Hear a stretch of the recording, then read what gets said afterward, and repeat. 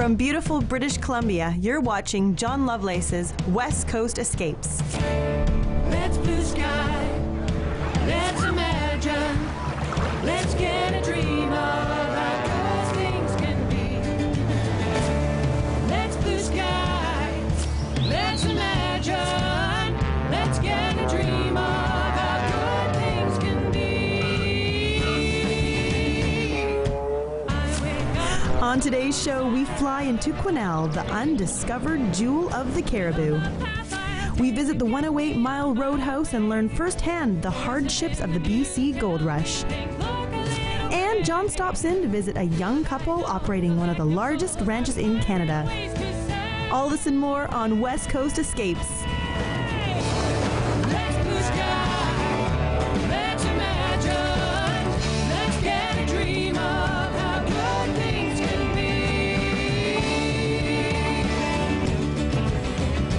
Closed captioning for West Coast Escapes has been brought to you by the Cariboo Chilcotin Coast Tourism Association. Vancouver is coddled by a spectacular mountain range that we look at every day. But on the other side of that mountain range is a beautiful plateau, and it's filled with lakes and trout and beautiful rolling hills. It's called the Cariboo. And today we're going to load up the Navajo with the film crew, and we're going to head up to the beautiful city of Quesnel.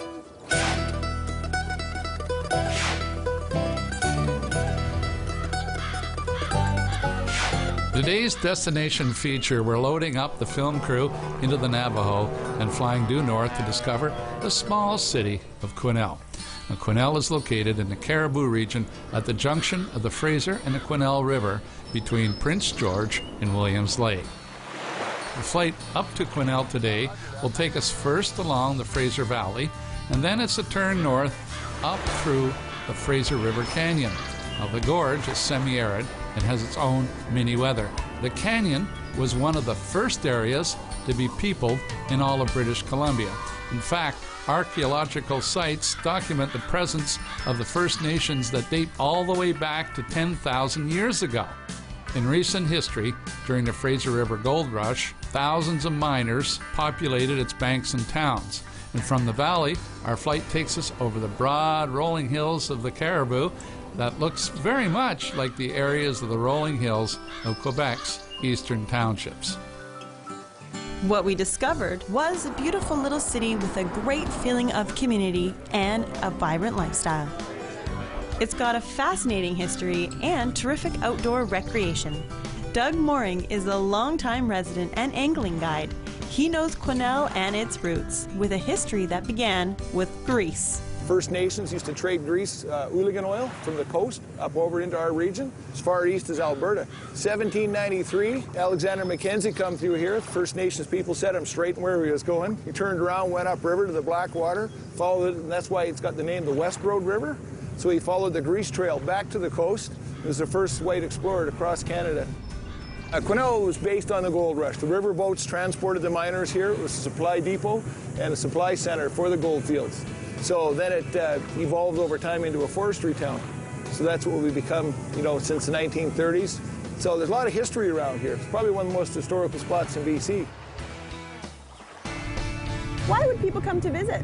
Well, people come to Quesnel because our recreational opportunities are second to none in BC. We have a plethora of activities around here, from mountain hiking, the world-class Bower Lake canoe chain.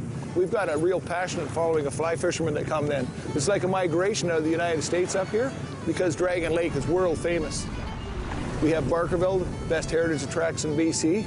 We have fishing, hiking, swimming, and it's easy access and lots of it for everybody. Doug is a true outdoor enthusiast, and he has built his passions into several businesses, including a guest lodge and a fishing excursion company. The trips he offers are a great example of what enthusiasts can expect when they plan a trip to the region. So we operate a 140-mile area here around Quesnel. We do the world-famous Blackwater River, and that's dry fly fishing. It's the call of it, eh? And the Blackwater's got some fantastic fly fishing. Eh? So dry fly all summer makes me happy. I'm a purist, eh? And then we work Quesnel River. It's a really good fishing river. It's beautiful. We got a species of trout up there. They're golden in color, which is unique to BC. And what can people take away with them?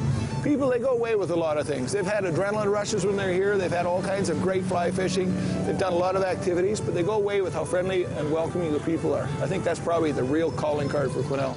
The nice thing about filming in the smaller cities is people will always find the time to stop and talk to us. Weather's always good.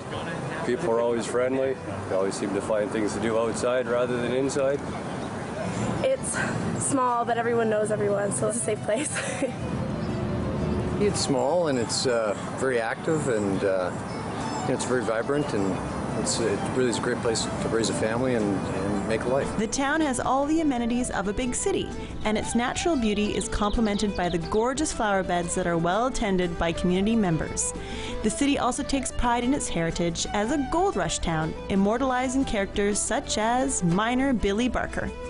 Barker's discovery of gold helped settle the area, and his legacy lives on at the Billy Barker Hotel and Casino. Visitors can stay in rooms reminiscent of the gold rush period, while the hotel exterior pays homage to the paddle wheelers that used to ply the nearby Fraser River. Whether you are looking for world-class fishing, frontier history, or just a place to call home, the city of Quesnel has tons to offer. Take some time to discover for yourself the hidden gem in British Columbia's Cariboo region. When we return, we visit the largest log barn in Canada at the 108 Heritage Site.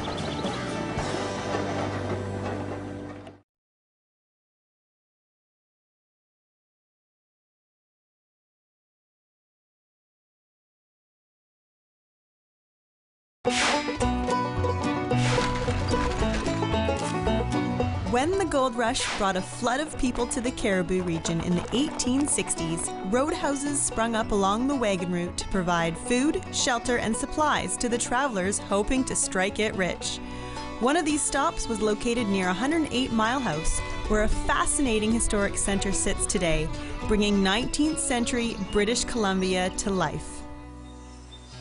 The 108 Mile Historic Site is 108 miles from Lillooet and stands beside Highway 97, less than 15 minutes from the town of 100 Mile House in central BC. We stopped in to talk to Tom Rutledge, president of the 100 Mile District Historical Society, where he explained how the roadhouses were established in the wild country along the Cariboo Wagon Road. 1865 was the decline of the gold rush? Yep.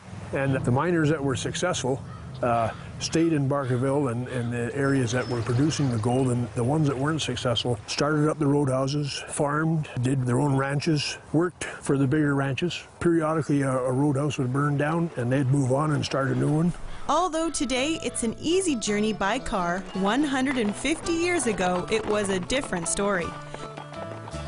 Roadhouses were stationed every 10 to 15 miles, which made them a day's journey from each other. Fresh horses were needed at every stop, and this demand led to the development of ranches and farms to supply animals for transportation and food. Once the gold began to run out, these ranches became a driving economic factor in the settlement of the regions.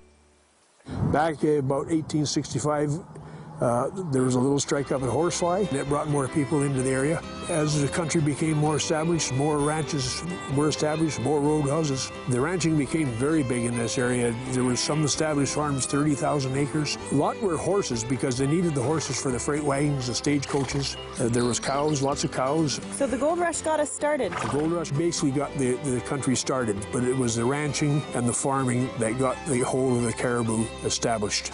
Today, 108 Mile Historic Site is home to a mixture of original and preserved period buildings. Visitors can immerse themselves in 19th century life, from sitting in a one-room schoolhouse to exploring the Clydesdale horse barns. There's a blacksmith shop, a post office, an ice house, telegraph buildings, and you can even get married in the chapel. The McNeil House is also home to a museum, full of displays about life in the stopping houses.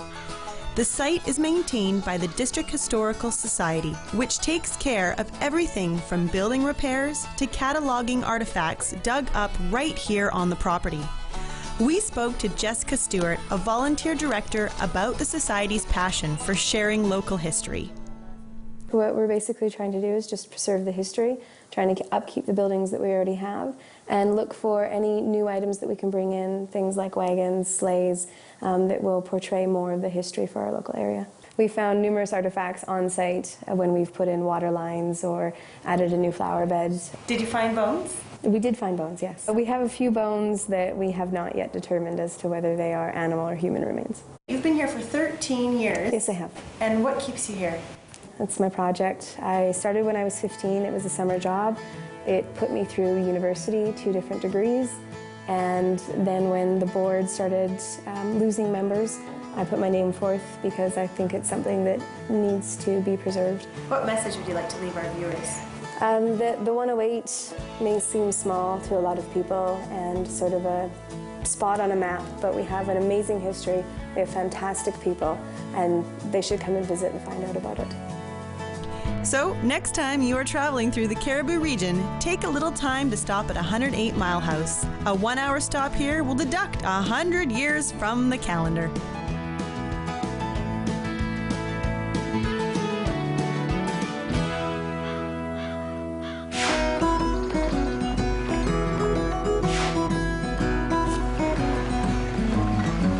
The Nature Trust of BC is a not-for-profit organization whose goal is to maintain biodiversity by securing, managing, and protecting significant land resources. For over 40 years, they've worked with farmers, conservationists, naturalists, and the Ministry of the Environment to protect the province's natural heritage for future generations.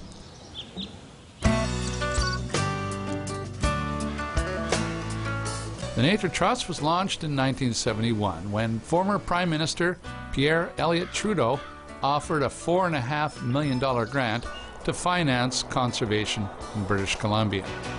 Since then, the Trust has acquired over 150,000 acres of habitat.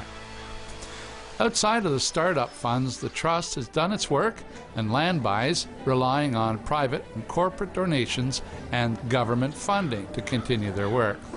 And they're doing it very well.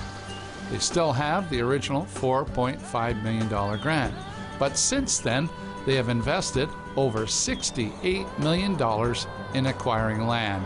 And that's what I call sound fiscal management, and that is one reason why over the past decade I've supported the work of the BC Nature Trust. About a year ago, the Nature Trust of British Columbia came to me with a problem. They wanted to know if I could help them find someone to look after one of their ranches. Now, the ranch here is no small ranch. It's 90,000 acres. In fact, it's probably one of the largest ranches in all of British Columbia. The ranch is located in the Okanagan Valley, adjacent to the village of Okanagan Falls. Jim Hope, Conservation Land Manager for the Nature Trust and a good friend of mine, explained why the ranch is important in maintaining the biodiversity of the area. This valley is under intense pressure. It's been used for agriculture for the last 125 years, and agriculture is going through a major transition. In the past, it was primarily livestock raising. In the 20s and onwards, orchards became a big part of the agricultural economy.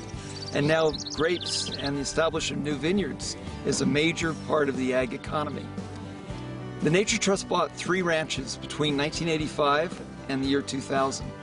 We consolidated those into 2 more economic and efficient operating units.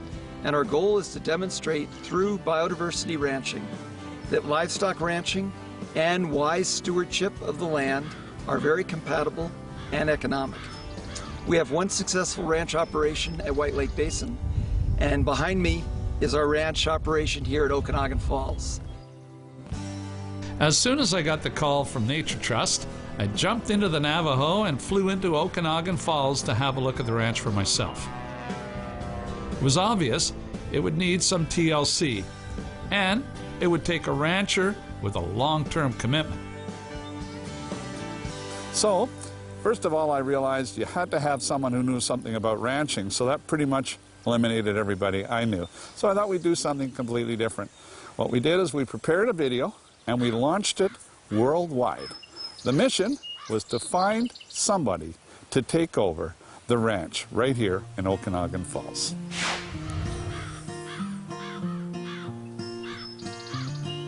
This is certainly one of the most unusual rental opportunities available in all of Canada today. And it's a unique business opportunity to partner with the BC Nature Trust, a leading conservation group, at the same time. Essentially, it's a very simple deal. For a small monthly lease, you get a 3-bedroom home, outbuildings, 240 acres of irrigated land, and another 1,300 acres of prime farmland, plus another 90,000 acres of a grazing lease.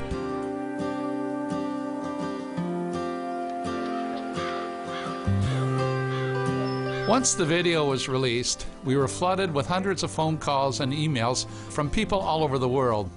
A number of parties applied for the post. After a rigorous review process, the Culligans were selected to become the new leaseholders. Aaron and Ryan Culligan are a young couple from Saskatchewan who were looking to start their own cattle ranching business. Now, Ryan grew up on a working ranch and bringing valuable experience and knowledge. And Aaron is a trained veterinarian and has worked with animals all her life. They were a perfect fit. Although the couple weren't looking for a property in British Columbia, my video grabbed their attention and they submitted a business proposal to the Nature Trust. After an interview and visit to the site, the Culligans were accepted and moved onto the ranch in the fall of 2009. When we come back, we visit Aaron and Ryan to find out about life on the ranch.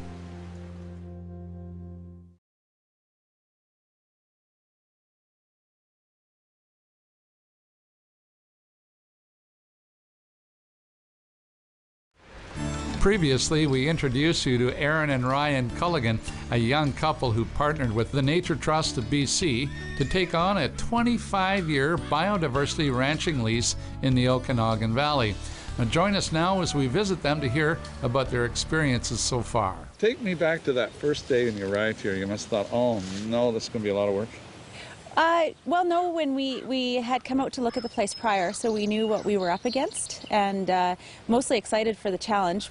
It's one thing to have a lot of work in front of you, but when you know you have the Nature Trust backing us and having this type of establishment to work from, it was really nothing but an opportunity. So. And you started right here. This is what went in first. This is what went in first. So this is our handling system. Now, while the property was already established as a ranch, the Culligans have continued to put up fencing and structures to suit their expanding needs.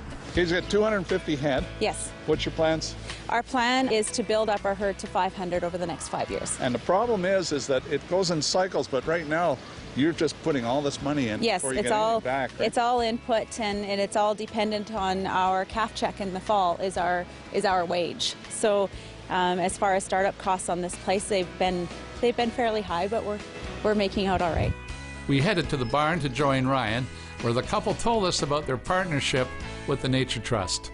I think it's really neat how the Nature Trust purchases land in the sake of conservation, and how we can intertwine with them as a ranching family, and so we can work in the cattle business and be conservationists at the same time, and I think that's a really neat combination. How can you be a conservationist?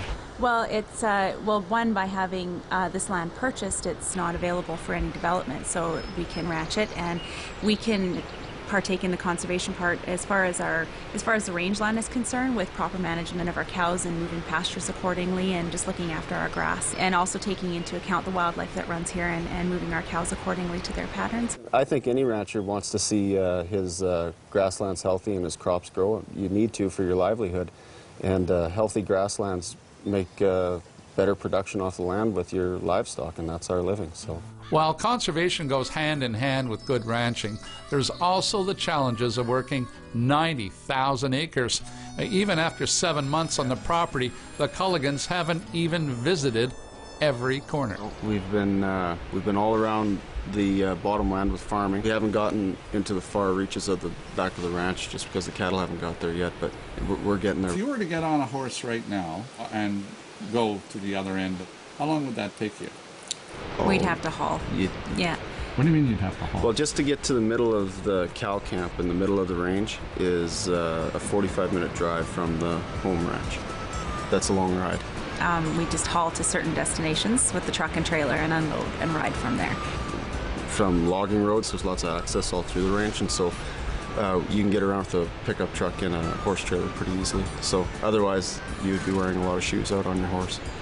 The Culligans hope that their hard work will pay off in the fall when they sell their cattle. Well, we got a ways to go yet. I don't want to break out the champagne, but this is a big challenge for us. And most of it is it's not so much the labor part of it; it's the business, in raising the capital and having your plan and staying the budget, and then you have the factors of the weather and the environment, and yeah, it's an uphill battle, and just achieving that would be a big achievement. And ranching in this day and age, especially for a young couple like Ryan and I, is very difficult. It's hard to get into, and it's hard to stay afloat. And because of this opportunity with the Nature Trust, I think we stand a pretty good chance. While they still have a very long way to go, both Aaron and Ryan agree that taking on the ranch was worth it. It's a lifestyle choice, and it's just every day is different. Every day is a challenge, and we're just happy to face every day. Actually, it's a neat feeling to see what you've planted or what you've built grow, and yeah, that's probably the best part of it. Now, Aaron and Ryan will most likely be ranching here for at least the next 25 years and hope to pass the job on to their children. In the meantime, they'll work with the Nature Trust to preserve and protect the biodiversity of the Okanagan Valley, right here in beautiful, bountiful British Columbia. Looking for more information on features you've seen on today's show? Then visit our website at westcoastescapestv.com. Do you have comments or story ideas for West Coast Escapes? If so, then email us at info@westcoastescapestv.com. DVDs of West Coast Escapes TV are available by single copy or complete box set. Go to our online store at westcoastescapestv.com. Let's blue sky, let's imagine, let's get a dream of how good things can be. Let's blue sky, let's imagine, let's get a dream of